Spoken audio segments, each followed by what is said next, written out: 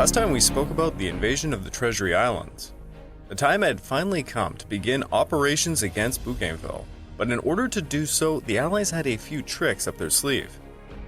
In order to make sure the landings at Cape Torina at Empress Augusta Bay went safely, the Allies would perform raids against Choiseul in the Treasury Islands. It was hoped such actions would work as a diversion and confuse the Japanese as to where the real operations were aimed. The landing on Mono saw some New Zealanders and Americans annihilate a 200-strong Japanese garrison. On Choiseul, paratroopers boldly raided a force 6 times larger than them. The raid was a success, and thanks to John F. Kennedy, the paratroopers were grabbed off the island just before the Japanese could obliterate them. In the end, the landings at Cape Tokina would be a success, and now a battle would be unleashed. This episode is the Battle of Empress Augusta Bay.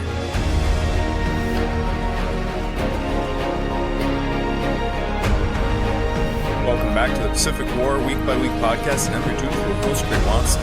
Before we begin, I just want to remind you all, this podcast is only made possible through the efforts of Kings and Generals over at YouTube. Perhaps you want to learn a bit more about World War II? Kings and Generals has an assortment of episodes on World War II and so much more, so go give them a look over at YouTube. So please subscribe to Kings and Generals over at YouTube and continue to help us produce this content by checking out www.patreon.com/kingsandgenerals. And hey, don't forget about our sister podcast over at The Age of Conquest, The Fall and Rise of China podcast, written and narrated by me. And if after all that you are still hungry for some more history, why don't you check out my personal channel, the Pacific War channel over at YouTube. Over there I'm about to release a documentary on Medals of Honor earned during the Battle for Guadalcanal. Also, please check out my Patreon account at www.patreon.com/thepacificwarchannel for more exclusive podcasts. So last time we covered the planning behind Operation Cherry Blossom, i.e. the landings at Cape Tokina. As a means of confusing the enemy, the Allies also chose to invade the Treasury Islands, and they raided Choiseul. With Operation Cherry Blossom in full swing, so begins the Bougainville campaign, which we are about to be diving into.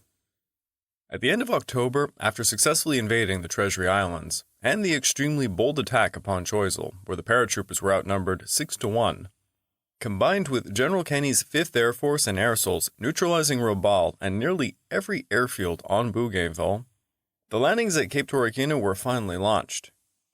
In a final act to aid Operation Cherry Blossom, Admiral Sherman's Task Force 38 departed Espiritu Santo on October the 28th, and Admiral Merl's task force did the same from Florida Island on November the 1st. They hoped to rendezvous near the Buca Passage 3 days later so they could prepare an attack against the Buca and Bonus airfields.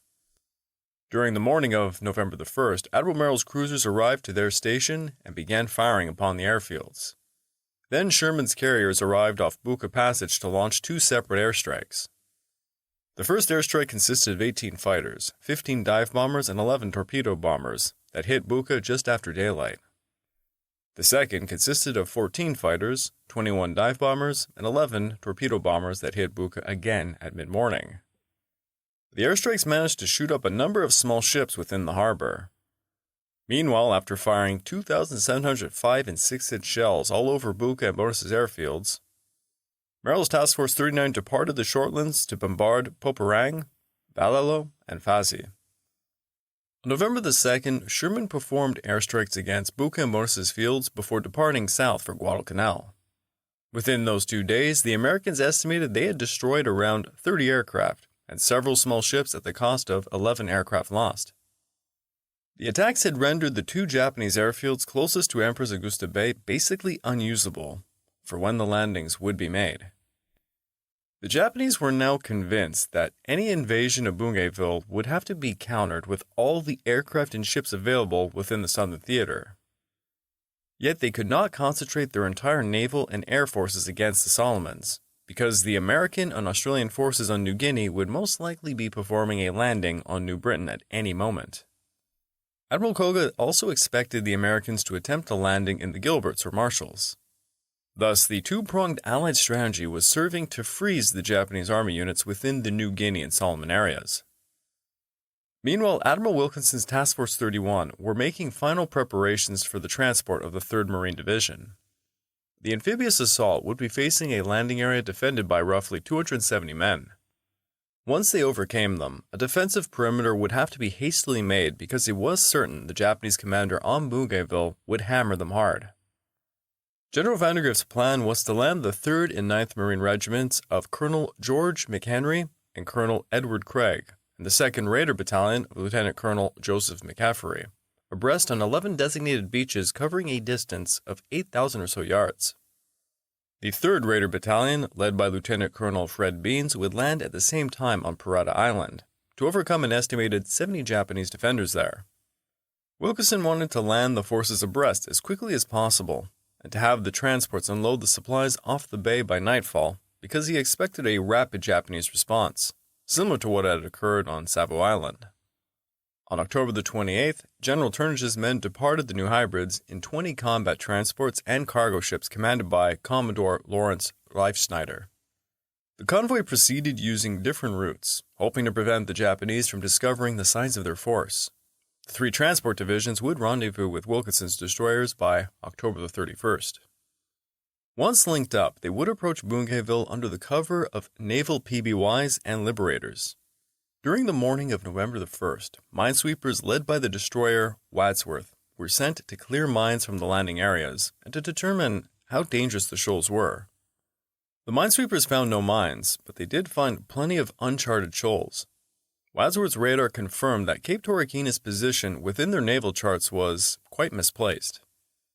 Wadsworth had a number of tasks ahead of her. In addition to helping with the fire support at a range of around 3,000 yards, she was to use her radar to confirm the actual location of Cape Torikina, Parada Island, and the landing beaches. The coast of Bougainville had been charted by the German Admiralty in 1890.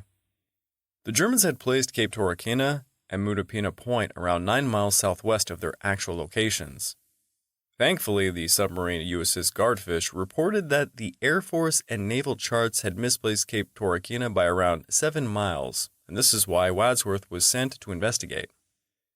Again, it is the unsexy logistical stuff, but it's gravely important, as you don't want to waste any time during an amphibious landing searching for a lost beach. Wilkinson decided not to land the men until after daylight, when it was possible to detect the offshore shoals. Shortly before sunrise, the minesweepers and destroyers began their bombardment. The Sigourney and Wadsworth fired at ranges of 13,000 yards upon Parada Island, while the Terry bombarded closer to the shore of Cape Torikina. As each transport passed the Cape, they fired 3-inch anti-aircraft guns hoping to hit Japanese positions or at least minimize their artillery. By 6:45 a.m., the transports began arriving off the beaches around 3,000 yards from the shore. At 7:10 a.m., the LCVPs began taking men ashore. Simultaneously, Wilkinson's destroyers began to systematically bombard the perimeter while 31 bombers from New Georgia bombed and strafed the landing areas. Within a few minutes, around 7,500 troops, roughly half of the total force, were scrambling ashore and unloading with great speed and smoothness. The preliminary bombardment had failed, however, to smash the well-concealed Japanese machine gun nests located on the southern beaches. These machine gun nests unleashed their lead upon the landing craft. The landing craft, bearing a third of the force, had immediately come under fire from Parada Island and some pillboxes on Cape Torikina. The 3rd Raiders in particular were hit by machine gun fire from Parada Island. Around 4 landing craft were sunk from this, 10 others were badly damaged, and over 70 men would be lost in the process. The 9th Marines landed themselves on 5 beaches to the north, and they were lucky to find little resistance from the Japanese. Once ashore, they sorted themselves out quickly and began to move inland to discover the terrain was a nightmare. The beaches there led straight into some impassable swampland. Nevertheless, where there was a will, there was a way, and the Marines began using fallen logs and debris to traverse the swamp until they came across some solid ground. By mid-morning, they would establish a narrow perimeter and began patrolling the greater area. They would establish a strong outpost on the Laruma River by 1 p.m. The boat crews were experiencing a lot of issues with the high surf, combined with a lack of experience amongst them. Some of the LCVPs found themselves smashing into another. Some dropped their men in deep water, Some did not lower their ramps properly, and the Marines were forced to toss themselves over the sides into waist-deep water. More than 30 landing craft were wrecked during the initial phase of the operation. Around 64 LZVPs and 22 LCMs were beached, many with damage beyond repair. The 3rd Marines and 2nd Raiders would have a hell of a time landing. The 3rd Marines landed south of the Coromandel River. They had no issues with shoals, nor the high surf, but they had landed directly in front of the main Japanese defenses.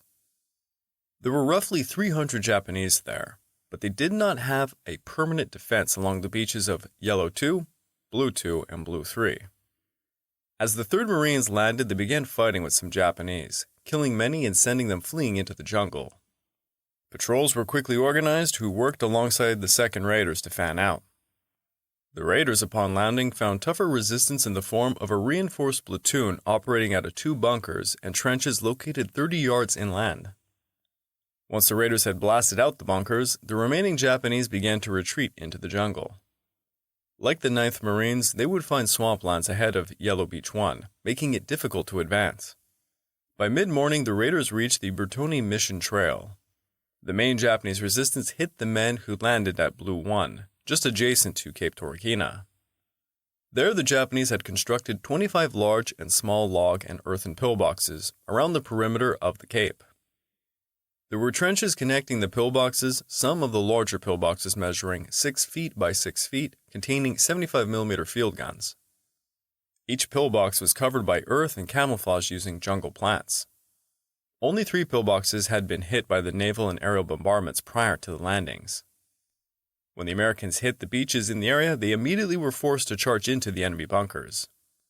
The Japanese 75mm gun at Cape Torina caused havoc upon the attackers. It was very well placed in a log and sand bunker, and its approaches were protected by 2 smaller bunkers with a series of trenches manned by numerous Japanese.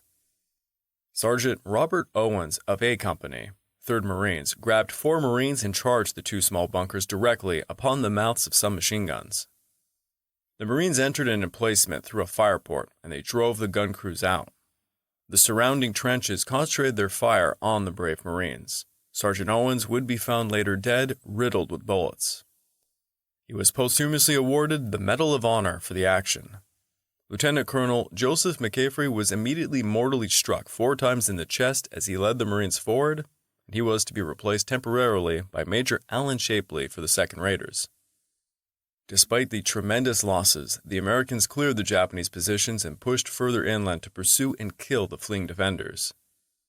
It is worthy to mention over 24 Doberman Pinschers, the official dog of the United States Marine Corps between 1943 and 1945, from the 1st Marine Dog Platoon proved invaluable during this point of the battle.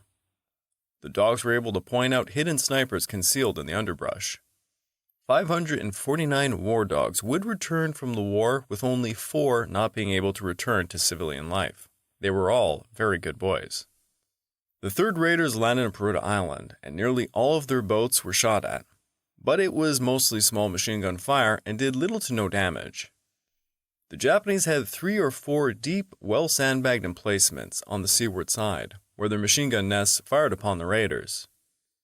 It took the Raiders 2 hours upon landing to secure their beachhead around 125 yards inland. Beans committed his reserves early in the afternoon, supported by some 75mm guns borrowed from the 9th Marines. They moved halfway across the island, encountering sporadic Japanese sniper fire. The Japanese were outnumbered. By 3:30 p.m., their resistance all but ended. The Marines suffered 5 deaths and 32 wounded. Around 29 Japanese would be found. They estimated another 70 Japanese probably escaped back to Bougainville. Soon after all of the landing craft began to pull out, the Japanese began launching airstrikes. For around 2 hours, the transports and supply ships were zigzagging for their lives to evade dive bombers and fighters coming out of Rabaul. The first airstrike consisted of 9 Vals and 44 Zeros, hit at around 7:35 a.m., almost immediately after the landings were made. General Twinning's 8 Kitty Hawks and 8 P-38s managed to fight them off, downing 7 Japanese aircraft. The Wadsworth received a near miss during the battle. 10 minutes later, air souls beat off another attack, taking down another 8 Japanese aircraft. During the last attack, roughly 70 Japanese aircraft came in around 1 p.m. and they were met by 34 air soul fighters. After all 3 attacks, the Japanese had thus used around 120 aircraft and lost 26, inflicting no serious damage to the Allied ships nor the Marines ashore. But the air attacks did result in major delays for the unloading of supplies for some hours. To try and speed up the unloading process, Wilkinson stripped some men from the assault units to help unload cargo ashore. Additionally, Wilkinson employed a method of light combat loading. It would take some days for the beaches to be fully sorted out, while the naval forces departed Empress Augusta Bay before nightfall to return back to Guadalcanal. And so, 14,000 men and 6,200 tons of supplies had been successfully placed ashore in just 8 hours. By the end of the first day, the Marines had contested a 1/3 sector and reached their initial objectives, digging in uncomfortably for the night under torrential rain. The divisional perimeter was established by forward landing teams, who had very little to work with for maps. To the extreme left of the perimeter would be Company G of the 9th Marines, who were in a vulnerable spot along the Laruma River. Luckily for them, the Japanese were quite disorganized, and many were located southeast of Cape Torina. At dusk, there was only sporadic sniper fire directed at the 1/3 in the vicinity of the Cape Plantation, and later an attack was made against the second raiders at a roadblock they established along Mission Trail. General Turnage was now the official owner of a new lodgment on Bougainville. Generals Imamura and Hikitake were quite slow to react to the landings.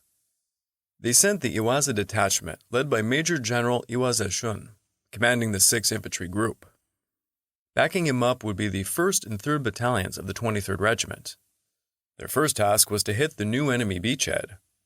As predicted by the Allies, Admiral Kusaka and Samajima mustered every naval and aerial strength they had to try and smash the invaders.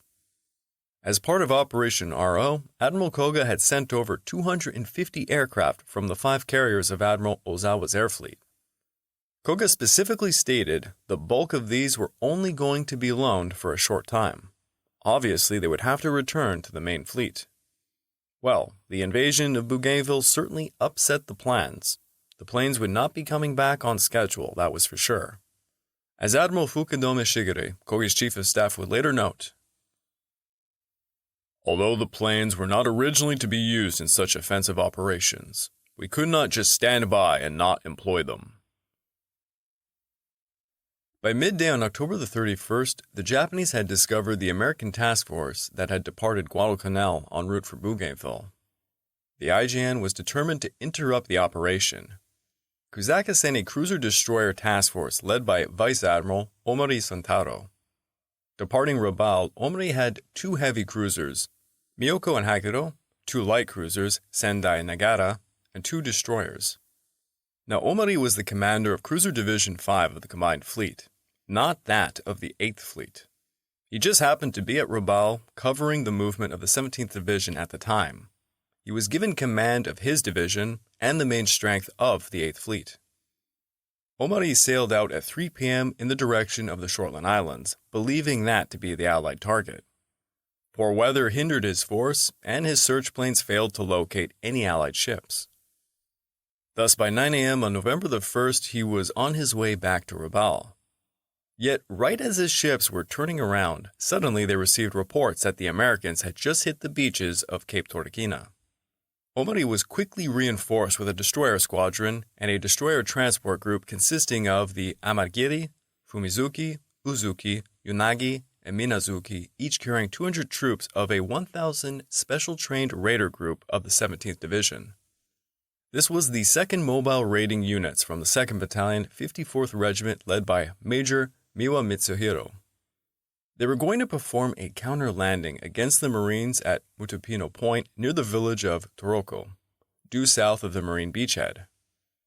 Within 6 hours, Omori departed once again to hit the enemy fleet, but he lacked a real battle plan. At 6:30 p.m., Omori rendezvoused with the transports at St. George Channel, and together they proceeded towards Bougainville. At 7:20, the convoy was spotted by an American bomber who dropped a bomb nearly hitting the Sendai. Based on this, Omri knew the Americans knew he was coming, so he concluded a counter-landing was far too dangerous. Instead, he decided to send the slower destroyer transports back over to Rabaul. Omri believed the enemy transports were still in Empress Augusta Bay. Thus, if he could sneak in and destroy them, the Marines would be stuck on the island without much hope of their supplies or that of a quick rescue. Meanwhile, Merl's Task Force 39 had retired to the vicinity of Vella La Vella, but soon received news of Omari's incoming convoy. Halsey had to order his only naval force in the area to go out once again to protect the beachhead and intercept the enemy. Merl's crews had been at it for almost 24 hours by this point. They were quite exhausted. Now Merl's force went out very cautiously because they were well aware the Japanese would be outgunning them, and of course the IJN held the dreaded long-lance torpedoes. Thus Merl chose to detach his destroyers who would go out in front to see if they could intercept Omari's forces before the long lances could be even put into play. He intended to take the fight to the west of Empress Augusta Bay, where he could block the enemy from the beachhead. He had his leading destroyers 3 miles ahead and deployed his forces along a north-south axis, with the cruisers in the center maintaining a range of 19,000 yards or more from the deadly IJN destroyers and their feared long lances. His plan was to exploit the offensive capabilities of his destroyers by letting them unleash their attacks before he would have his cruisers unleash their 6-inch guns. He hoped his destroyers would be able to sneak into range and hit the Japanese destroyers before they could launch their torpedo salvos. Omari was at a disadvantage intelligence-wise. He had no idea about Merl's force's whereabouts. Moreover, he had to rely on spotter planes because he was forewarned their radar would give away their location to the enemy if used. As Omari would later tell interrogators,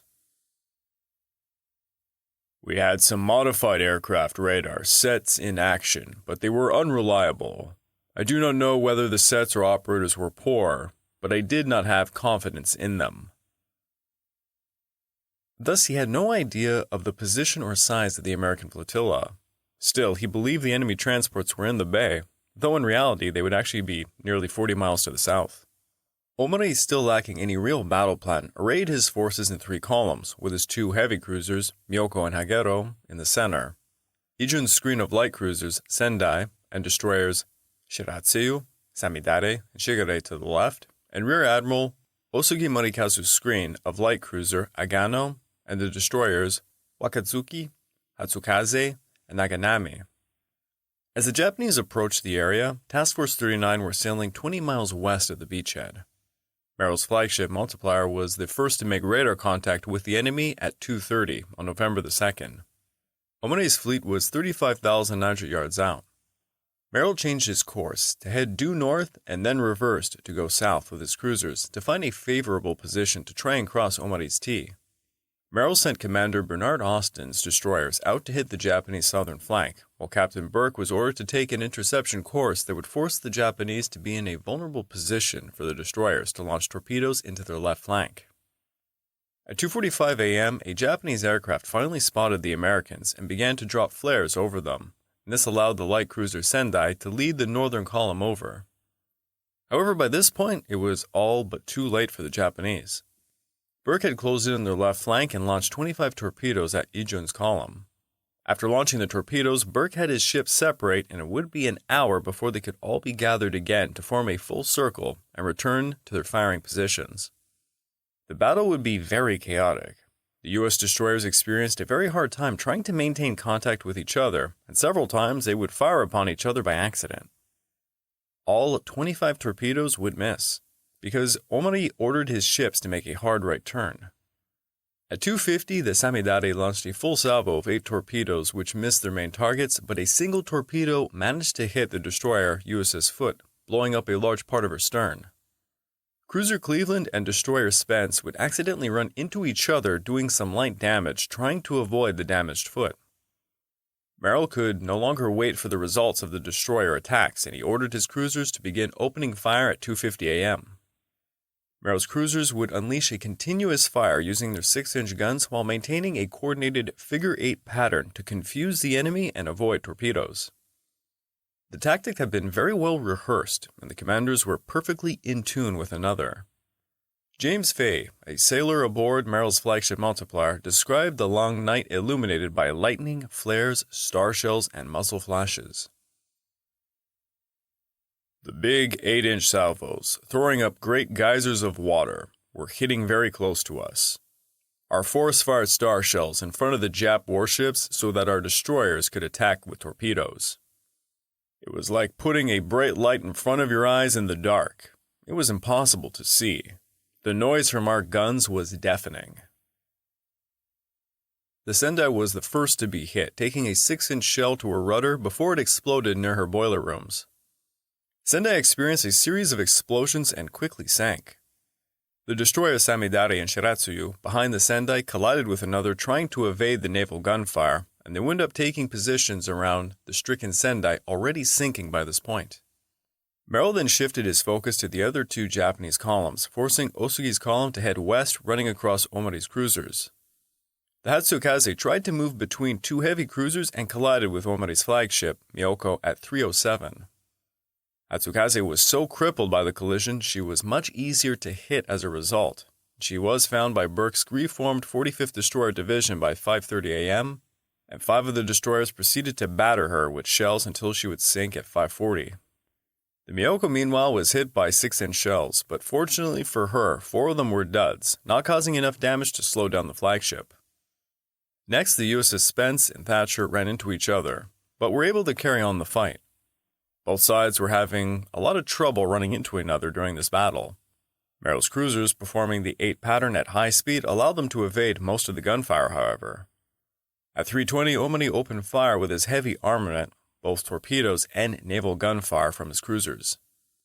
The torpedoes missed, but 3 dud shells hit Denver into her forward section, causing water to slow the ship down some.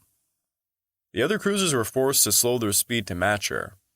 Light cruisers Columbia received an 8-inch shell hit. Luckily, it also failed to explode.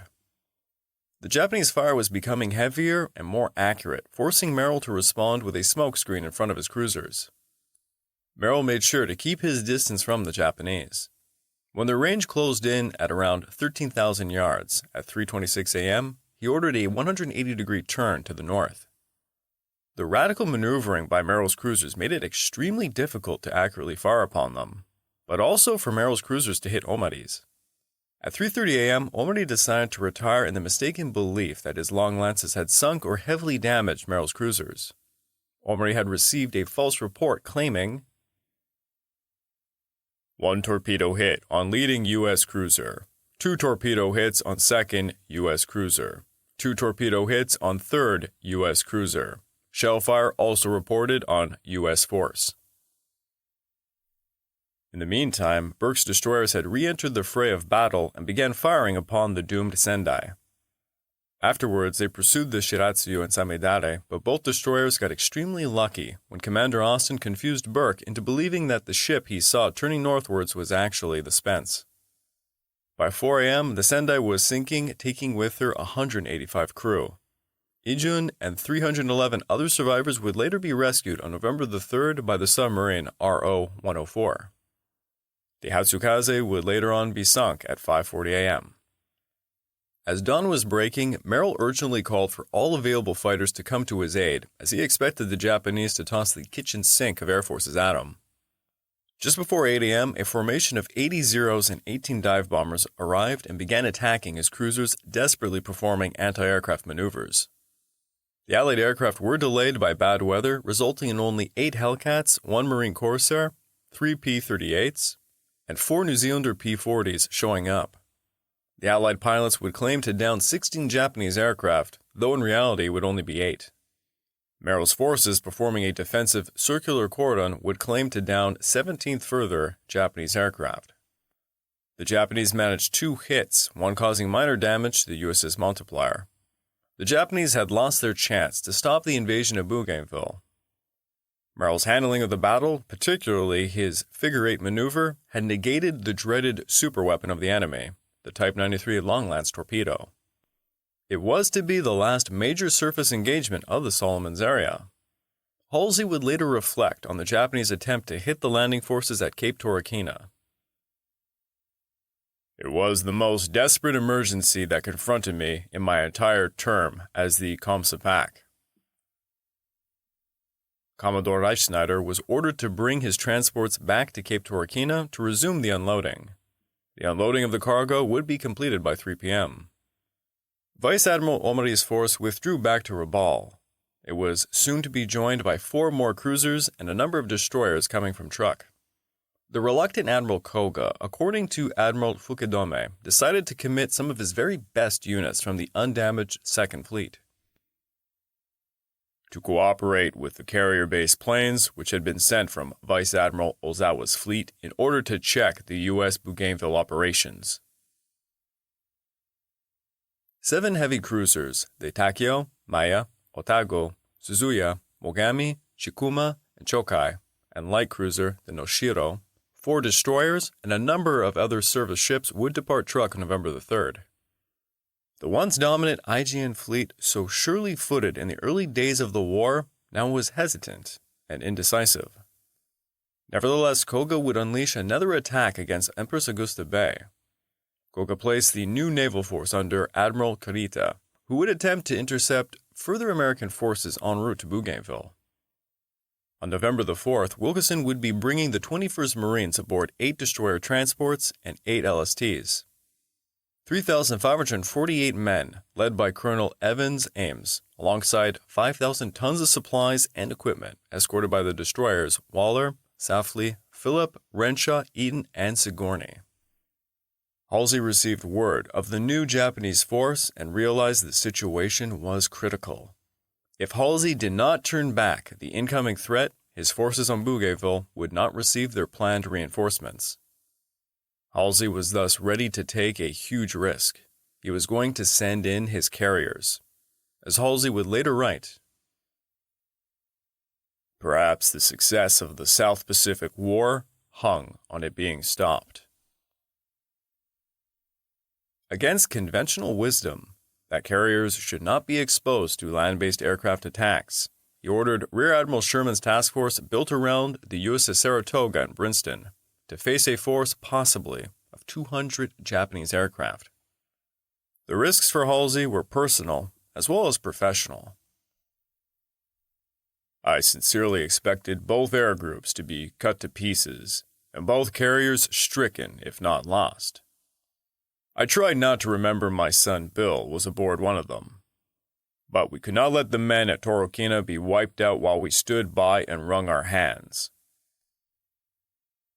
Halsey's Chief of Staff, Admiral Carney, recalled that before making the decision to attack with his carriers, his commander, quote, "He suddenly looked 150 years old."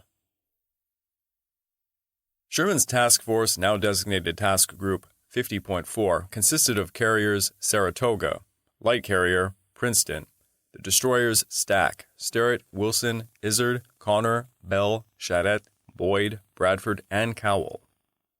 He would be supported by General Twining's air souls in any way possible. Halsey also requested MacArthur allow Kenny's 5th Air Force to join in on the battle.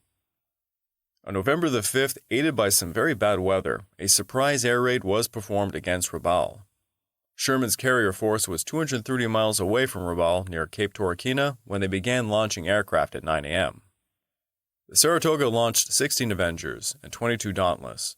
Princeton launched 7 Avengers. The carrier aircraft were escorted by 52 Hellcats, making a formation of 97 aircraft in all. This was their entire payload. The aircraft flew at a low level as they approached Rabaul's anti-aircraft defenses at 10:20 a.m. They kept a tight formation, flying right through the flak which prevented the 70 Zeros from intercepting them properly. And as we have seen during this series, the Japanese anti-aircraft guns were honestly terrible. Added to this, the American aircraft enjoyed much better armor than their Japanese counterparts, particularly the Zero fighter. Thus, rather hilariously, they were flying through enemy flak to protect themselves from the Zeros because the Zeros could not handle the flak. Commander Henry Cadwell led the bombers towards Blanche Bay, where they would peel off at about 14,500 feet. The Dauntless dive-bombed the targets before them as the Avengers timed their approaches to hit the very same targets at the same time. Within just 30 minutes, the attack absolutely devastated the Japanese plans. Heavy cruiser Maya was trying to leave the harbor during the attack, but took a 500-pound bomb hit near her catapult area, which set off a series of explosions, blowing up her engine rooms and causing heavy casualties. As Maya was left fully disabled, the Mogami managed to clear the harbor, but she took a torpedo hit. Her number 1 and 2 turrets were flooded, forcing her crews to scramble to put out the fires. The Otago suffered 3 very near misses, which damaged her hull, armament, and machinery. The Takeo took a bomb hit to her starboard side, damaging her hull and machinery. The Chikuma received only slight damage and was able to depart for Truk at 8:38. The Suzuya, which was just preparing for refueling, tried to evade and was only slightly damaged as well. Aside from this, other light cruisers and destroyers did not receive any damage. 70 sailors had been killed aboard the Maya, 23 died aboard the Mogami, Takeo, and Otago. Captain George Chandler, a P-38 fighter pilot, described how